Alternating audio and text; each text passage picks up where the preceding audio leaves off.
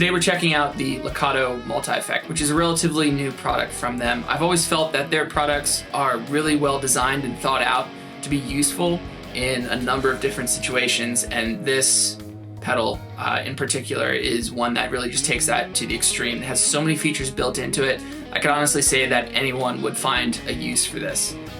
So we'll talk about that in a little bit. Mostly I just want to take a second in this video and listen to what this sounds like so you can understand what a fully digital cheap modular like this is capable of.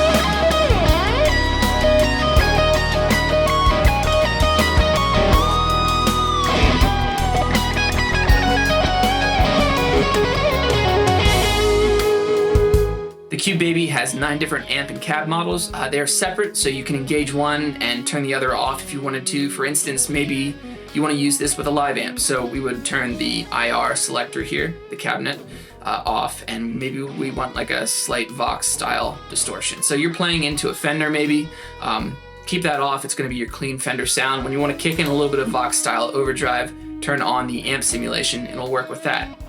Obviously, you can also play direct with this if you wanted to go direct to a PA speaker, or maybe you have some monitors you want to just plug into, or headphones. There's a headphone out. Just select the cabinet model that you want, and you're good to go there. I will say, as I was playing around with this, I felt that the amp and the cab models should match up, as anyone with a digital modeler would find. So for example, if you're trying to go for a Vox sound, select a Vox type cabinet, Marshall, keep it to a Marshall cabinet.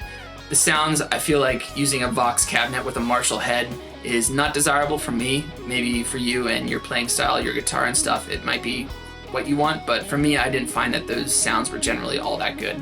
Let's just take a second, and I'm just gonna flip through all of the different amp models and the cab models so you can hear what I'm talking about. I also do want to mention with the cab models, it is powered by impulse response technology, so yes, you can connect it to your computer, and you can even upload your own custom IRs if you have a bundle you bought from somewhere, or maybe that you created at home yourself of your own amp.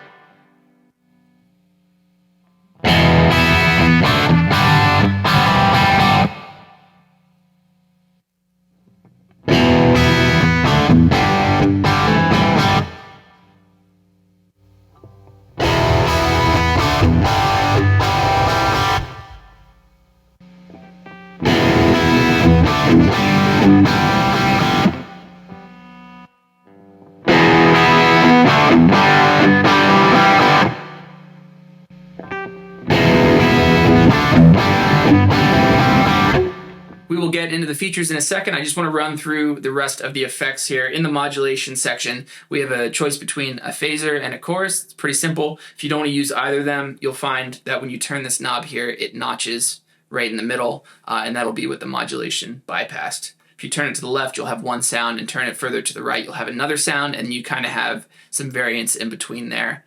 It's just one knob for modulation, that's all really, and you can control this with this center button. The center button also controls the delay section, so we have controls for mix, feedback, and delay time, just like you would find on any other delay pedal. There's no tap tempo.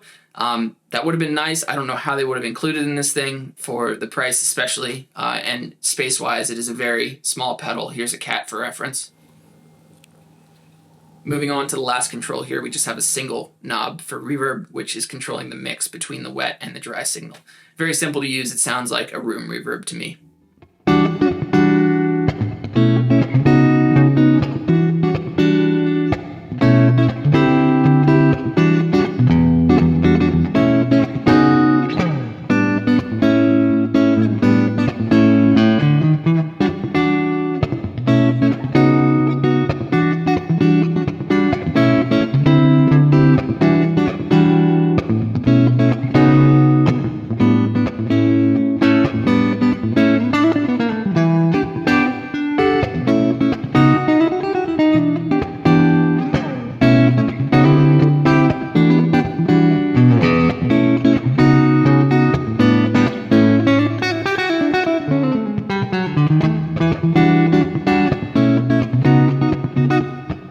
So let's get into some of the features here. This pedal can be used with presets. It does have the capability of storing presets in the A, B, and C switches here, or we can just use it in live mode, which in my opinion is what I think probably 95% of people that get this are going to use it in.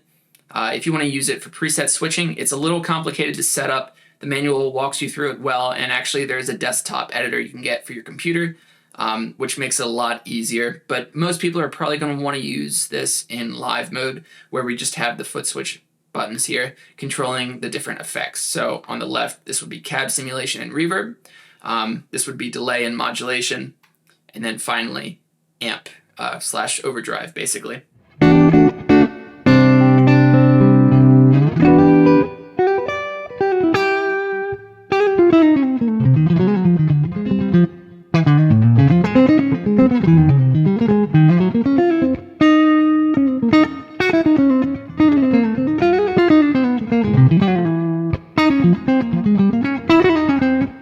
Now you're wondering, there's at least 5 different effects here. How are you going to isolate them with just 3 switches? The amp and overdrive is just assigned to the single one. That's completely by itself. With modulation and delay sharing the same foot switch, there's no good way to switch between, let's say I want a phaser and a clean, like dry sound, and then I want a delayed sound with no phaser. There's really no way to do that without bending down and changing the knobs here. So the way you do that is, if you wanted the phaser sound, have the modulation set where you want it, and just turn the mix of the delay down. And then this is just going to control the modulation. And then vice versa, if you just wanted to control delay, you would switch the modulation knob so it's directly up and down, which means it's going to be bypassed. And then you have your controls here for delay, and that'll control delay. Same kind of thing on foot switch A, which controls the cabinet and the reverb. If you want to separate them, you would turn reverb all the way off by turning it completely counterclockwise, and then vice versa. If you wanted to use just reverb and turn off the cab simulation, you would select the slot with the IR knob, which is stepped here. You can feel it clicking. You'll want to set that all the way counterclockwise, and that'll be as if the cabinet simulation was bypassed.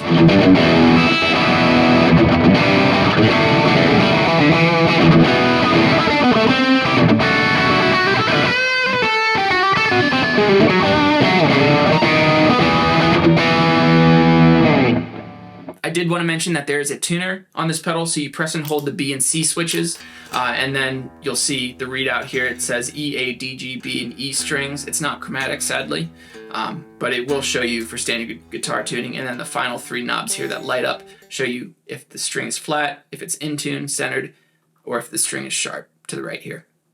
On the top of the unit, we have our ins and outs, so I'll run through this briefly. We just have standard TS in and TS out. Like I said, you could use this at line level to run to a console or a PA speaker, or just really take the volume down here and just go into a guitar amp with it. It could be used either way. That's pretty standard. Then we have a headphone connection here, 3.5mm or 1/8" TRS jack to be used with literally any set of headphones, and your volume control is going to affect that as well.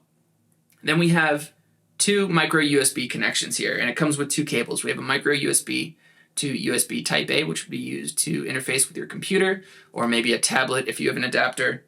And then we have a micro USB to TRRS headphone jack, essentially, and you could use this to interface with your computer's headphone jack. Those jacks normally have a microphone input on the second ring here, so you'd be able to use this direct into your computer to record.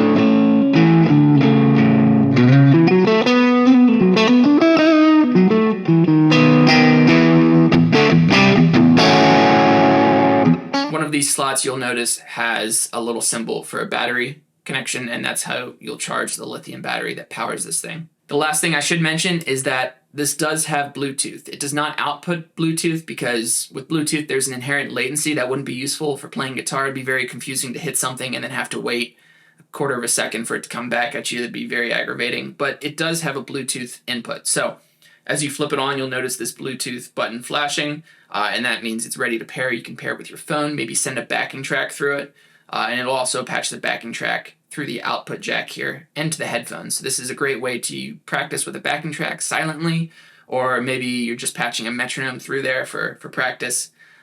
You'll control the volume of the metronome on your device, on your phone or your computer, and then you'll control the volume of the guitar here with the volume knob.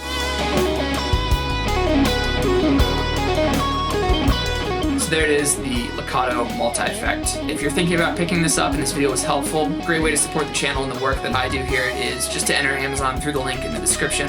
I get a very small commission that just goes to help fund the stuff that I do here. As always, take care. Thanks for watching the video. If you enjoyed it, like, subscribe, all that stuff. And you can check out all of the other budget music product reviews that I've done on this channel. Take care, and I'll see you in the next one.